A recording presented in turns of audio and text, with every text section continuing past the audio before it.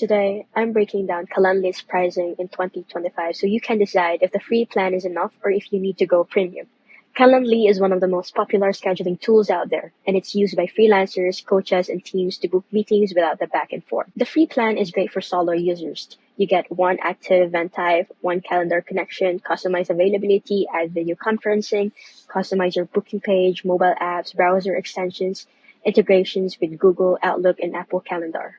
Perfect if you just need a simple booking page for clients or quick calls. The standard plan is $12 per month. If billed yearly, only $10 per month. This plan lets you access the free features, plus create multiple event types, connect multiple calendars, connect HubSpot, Mailchimp, connect Stripe, PayPal, connect with Zyper, webhooks, 24/7 chat support, send email reminders and follow-ups, remove Calendly branding, access basic integrations like Zoom and Google Meet. This is ideal if you're doing client calls, sales meetings, or interviews. Teams plan is $20 per month.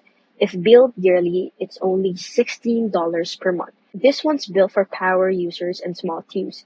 You'll unlock standard features plus send meetings to Salesforce, share round robin meetings, qualify and route leads, connect HubSpot, Marketo, Pardot, advanced admin features. This is great for coaches, consultants, or anyone selling their time. While the enterprise plans, which starts at $15,000 per year if billed yearly, still the same amount.